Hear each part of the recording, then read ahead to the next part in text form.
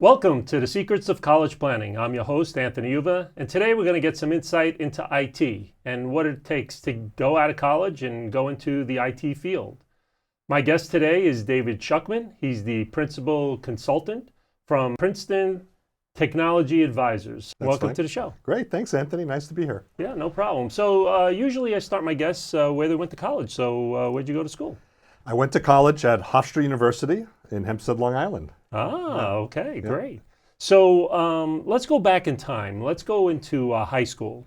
When did you start thinking about college? Was it freshman year, senior year? When did it all start to begin? Hmm. I don't really know when, certainly in high school. I always had an anticipation, I guess expectation to go to high school.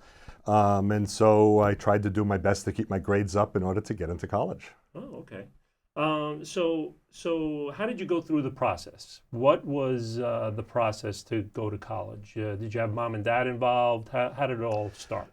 Certainly, there were discussions with the folks. Wow, Anthony, it was so long ago. I don't remember all the details. I'm sorry, but there were discussions that were involved at the time. I know I met with guidance counselors as well, Okay. and I guess that was kind of a standard process. But that's what I went through. And then Hofstra University, was it only Hofstra University, or did you look at other universities? Did you want to go far away? Was it close? At the time, I was actually interested in staying a little bit closer to home, just a personal decision. And so I looked really closer to home. I grew up on the South Shore of Long Island, and Hofstra was 20, 30 minutes away.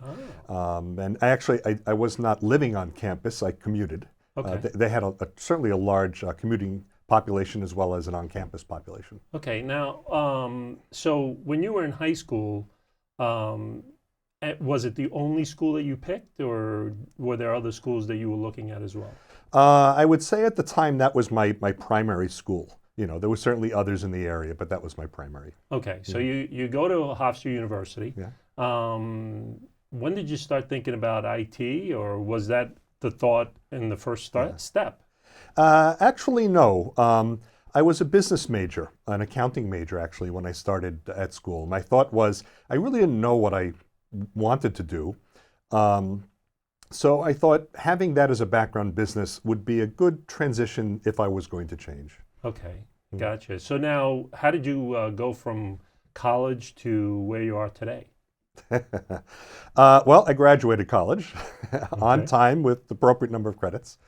So I graduated with a computer science degree. I figured out after my freshman year that I enjoyed computers. I took in my second semester as a freshman a computer science class, and I enjoyed that. And so I pursued that in engineering, and graduated May of '82, started job hunting, had a resume printed, and started job hunting. And I landed a position actually pretty quickly in Manhattan in July of that same year. Wow, Yeah, fantastic. So was that IT, computer IT? it was a computer position. So what I had studied in school mostly, and most of my career was in computer programming. Okay. So that was a computer programming position. And how did you get from there to Princeton Technology Advisors? My whole career was in, or has been in, information technology. I enjoy it. And so I was in a corporate career for the better part of 30 years, a few companies. Always, fortunately, having more responsibility. I was a manager for the last 14 years in both programming, systems integration, even data centers and infrastructure. Wow. And then in 2012, I was downsized. And so that was the first time I'd ever been unemployed. Previously, changing jobs was always something a bit more planned. I was out for 10 months. It was a little bit difficult. I got very active with networking, getting to know people, and I did land a position. And then I was downsized after 6 months. So here was my second bout of unemployment. And so I decided, a friend of mine asked if I could help with a website project. And so I helped him.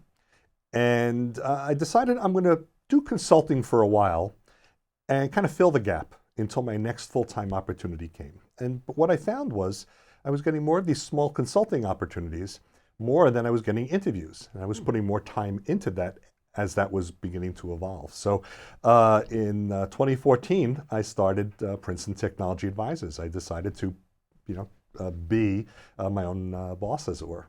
Wow, fantastic. Yeah, So yeah. now you're at you have your own company, and you're into IT. Mhm.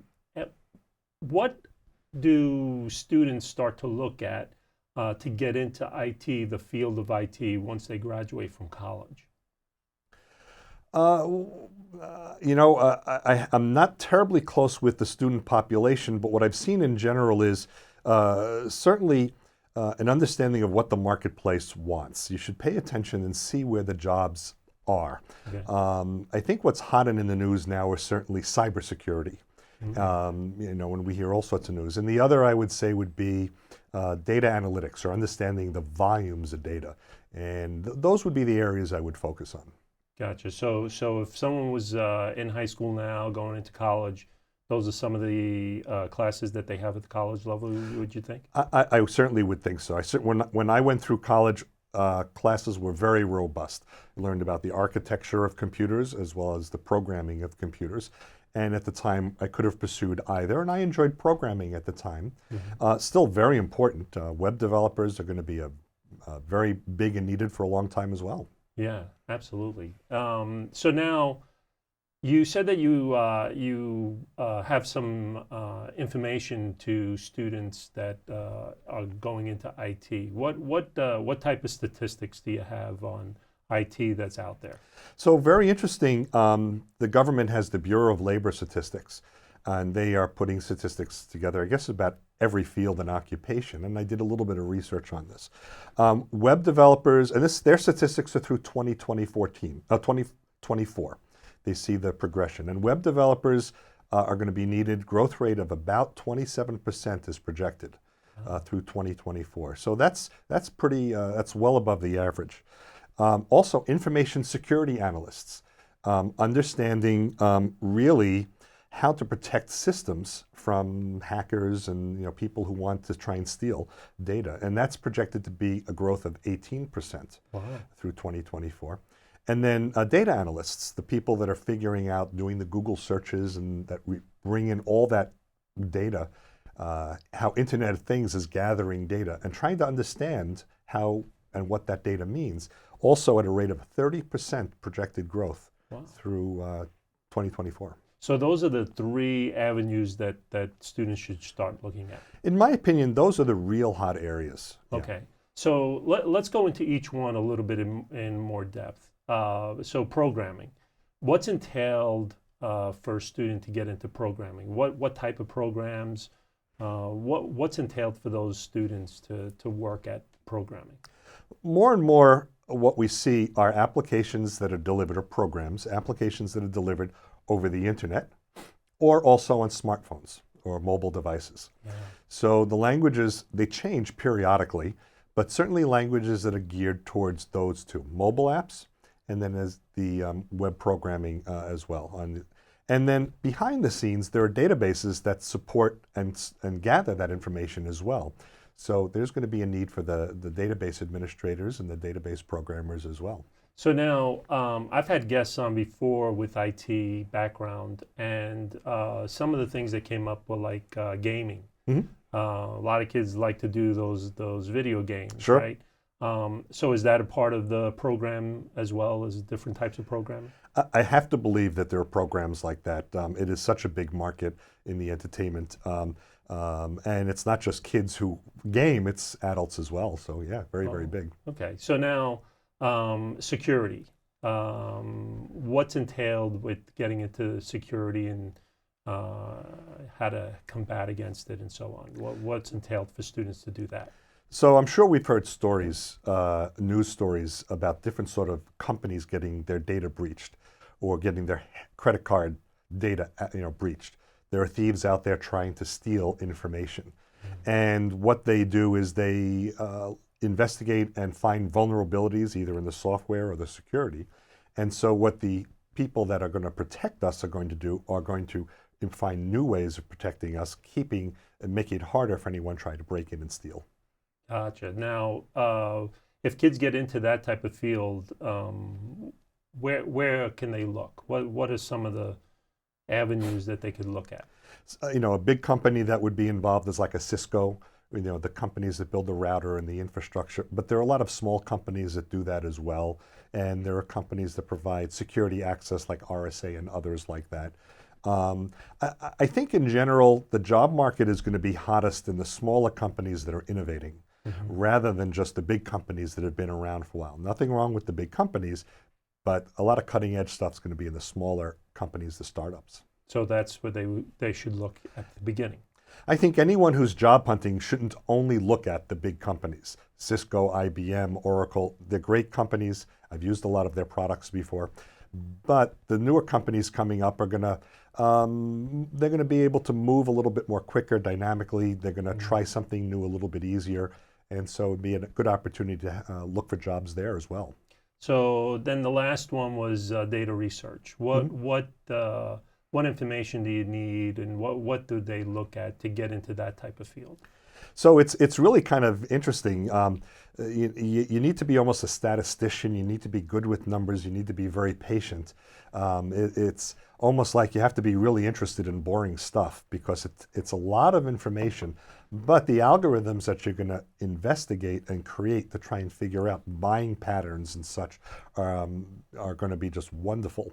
And there's tremendous amounts of information out there. Making sense of it is going to be very important. So now, is that more mobile applications where they're checking, what your buying habits are, that kind of stuff, or is it more PC based? It's going to be wherever we interface with anything technology. It could be when you turn your thermostat high and when you turn your thermostat low. In the agricultural, it could be, is there enough rain in the fields? If not, should the sprinklers be turned on and off? So it can be anywhere. If you drive from here to there and you're using an Easy Pass, maybe there's information there that's relevant as well. Not so much from a spying point of view, which I think some people are afraid of, but traffic patterns, or maybe how to adjust lane closures and whatnot. So yeah. So they can really get into a lot of different fields, because that brings up cars. Sure. A lot of the cars are using the technology. Absolutely, there are smart cars. And then the smart houses with the thermostats and air conditioning and heating and so on. Right? Sure, I mean the number of fields are almost endless. A lot of us know the technology, Watson from IBM. Watson, which is the computer that won on Jeopardy. Memorial Sloan Kettering has now contracted with Watson to help facilitate providing information to doctors. Watson isn't making the diagnosis, but imagine if somebody comes in with a few symptoms and Watson can instantly come up with a whole number of potential issues that this patient may have. And so it can assist doctors in the healthcare as well. Yeah. So now, is it more engineering based as well? Can you be anybody that goes into computer science, or do you have to have some type of engineering background already to get into it? I don't think you need to be an engineer to be a data analyst. Maybe you need to be an engineer to build computers, more along those lines. But I think if you have a certain business savvy, certainly you can participate in those business sectors and having the comfort and understanding of working with the technology. Gotcha. Now, let's go into the IT interviewing and things of that sort. What do they look for at colleges when they're interviewing for IT people that are coming in? So I haven't, unfortunately, I haven't really interviewed at the college level in a long time. I think what they're looking for, at least if I was a hiring manager and I was hiring young tech people, I was looking for their comfort with the technology. Do they understand it? And it doesn't mean that they need to be an expert, because I also wanted to know, are they comfortable enough that they can learn the new things that are coming out or what changes in the workplace? Because the workplace is going to be different than the academic environment. Yeah, and what are some of the questions that a student might get hit with from a hiring manager? So I always like to offer the student a problem to solve, and it's usually based on something that happened in my workplace. Such and such has occurred. I now need to solve it. You're put on the project. How might you do it? So a what if scenario, and I want to see and understand how this young person is approaching solving the problem. And it may not be that they've worked in that technology directly, but their approach to problem solving. Because a workplace, as you know, is very dynamic. And so Right. sometimes you have to learn on the job as well. So now, what is a student that comes out of college, doesn't have any experience? That's usually the biggest question that students have is, how could I get a job if I don't have the experience, but they're always looking for experience to get the job, Sure. right? So where do those students go? How do they get that entry level position so then they can start getting their experience to move on to a bigger and better position someday? You know, a good part of landing a job, whether you have experience or don't, is kind of who you know in the marketplace, where you're trying to compete. So one thing I'd give advice to students would be start networking, building your network. Get active on social media and promote information about yourself. And by active on social media, I don't just mean put your vacation photos and being active that way, but talk a little bit about what you're interested in either personally and professionally. Keep it a little bit more professionally oriented, because what will happen is people that begin to find you or search for you, whether they're recruiters or hiring managers or HR, they're looking on social media too. I can tell you that when I used to look at resumes of candidates and I might wind down the stack down to 4 or 5, I also went out to social media to try and understand more about these candidates before we called them in for an interview. Great. And so that's usually the first step with a lot of recruiting agents, is they're checking up on their social media. I think that they should be, if they're not. You know, there are certainly the headhunter factory type that are just going through high volume, but the ones that do their job effectively really can understand their candidates and represent them properly to their clients. So how about the students that are out there? They do a lot of social media and they have a variety of different things, from high school parties to college parties to trips that they've taken, to selfies. What do these kids, what do you advise these kids in giving out to social media? Is there some kind of information that you can help these kids with? So you have to think about, how is the viewer, who is a hiring manager, how are they going to perceive what you're putting out there? Most of what people do is perfectly innocent. It's fine, vacation photos. But maybe if you're having, you went on a ski trip and you're at the top of the mountain and you're arm in arm with your friends and everyone's got beers in their hands holding on, perfectly innocent, nothing inappropriate, and of course they're of age to drink. But you never know how the viewer of that photo may see that. So you have to think about, is that a photo that I want my boss to see when they don't know me, a future boss? So be careful what you post out there. And there'll be other people who will say they don't care. So it's tough to really gauge. But I would say, you know, be a little cautious. Limit some of the personal things that people who don't know you yet may be questioning. So how about if you're a student that wants to take a similar path that you took? Work for a company for a few years and then all of a sudden get into, I want to do this on my own. What information do you want to give those students that take a similar path that you took? You know, one difference I found working in corporate America for a company and now for myself is I'm much more reliant on my professional network if I need help or other information. When I worked for other companies, if I got stuck or had a problem, certainly I can look on the internet, but I had coworkers, I had a boss, I had other people within the company I can ask for help. So I think it becomes important that someone starting out a business at any age, make sure that they have a good professional support system in professionals in their field, and even outside if they need an accountant or an attorney or anyone else to guide them a little bit.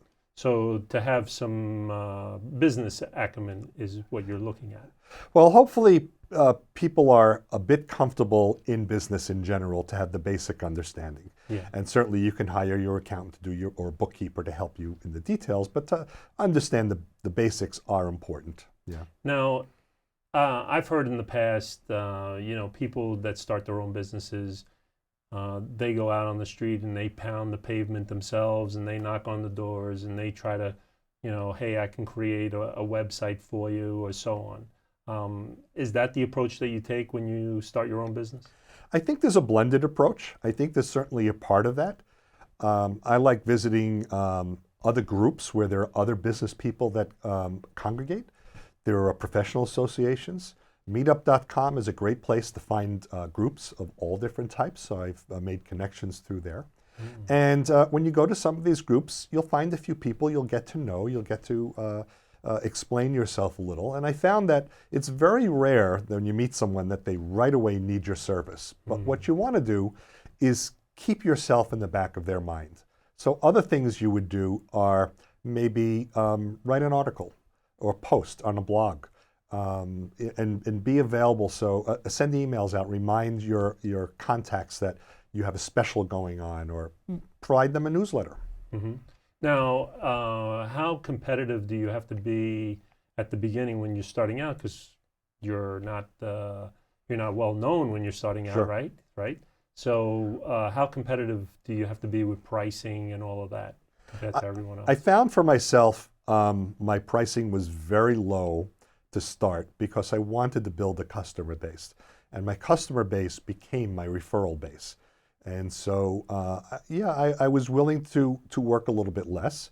I did a little bit of pro bono work, which was wonderful projects to help out some very worthy not-for-profits in the area. And now I still do quite a bit of work with not-for-profits as well as for-profit businesses. And then when's usually the time when you start to say, hey, now I have this client base, now I can start charging a little bit more for my services? I don't know that there's a magic formula. I guess you would have to have a few reliable clients under your belt. So it's probably a year or two in that time frame if you can start generating a bit of success. Yeah, that's a big key for any business, right? You have to be patient. You have to be accepting that some people will say no before they say yes. Most people do. Most important, you have to offer them a solution to their problem. I think there are people who struggle to say to them in their own mind that they have a solution that they want to sell to somebody, but if that's not what the buyer is buying, it'll be longer to be successful. Yeah, absolutely. So what are some of the things that they can get into? Is it just those three categories, or can they veer off into some new category that they want to create on their own? The sky is almost the limit with technology. There are certainly many areas of technology to be involved. Companies that have their own computer systems, or the cloud computing model where they're contracting for services, they'll need maybe a database administrator or network administrators. Not as many as when they have their own staff if they're using cloud-oriented, but there's that as well. Network administration, keeping the computers running. Disaster recovery and planning would be another area. It kind of rides the fence between the technology and business, because you do need to understand the business that you have to protect, but provide technical solutions to keep the business up and running. So there's lots of areas. Now, could they get into the law enforcement with IT technology? Very interesting. I suppose certainly they can. I have to believe that there are applications and tools that are tech-oriented just in law enforcement. There are applications really for almost any field. Building smaller security cameras that can be put on the chest of an officer, so they have the cameras that they're now using. All sorts of device like that. Understanding, getting access to information about anyone that law enforcement pulls over or investigates. Great. Now, do you advise students more on a four-year college, or a lot of these have trade colleges as well, or do you do a little of both? I think it's up to the student to figure out what's best for him or her. Certainly when you go to a four-year college or another degree, the education is more robust. There are different classes that you take in addition to whatever your major, in this case, the tech majors. But when you go to the technical schools, they're shorter in programs, but they're very intense. And I believe the technical quality of the education is just as good. Gotcha. Good. So we're coming to the end of our show. Usually I ask my guests, what advice do you want to give to the students that they want to go to college, they want to get into IT or computer science or in that field, What advice do you want to give to those parents? Certainly, I believe that having the advanced education, whether it's a technical school or a college, will give any student an advantage over students that are trying to compete with only the high school education. So if the student is able to go to some sort of advanced training, certainly go ahead and do that. In terms of the career, what do you like to do? If you like doing web programming, then that's what you should focus on and not worry as much about the data analytics. And then once you get into the field, and I think it's true with any field, you may find you'll take your own path within there. Opportunities will arise. Great. Well, thank you very much for coming. Thank you, Anthony. I appreciate it. Yeah, no problem. So you've been watching The Secrets of College Planning. I'm your host, Anthony Uva. Until next time.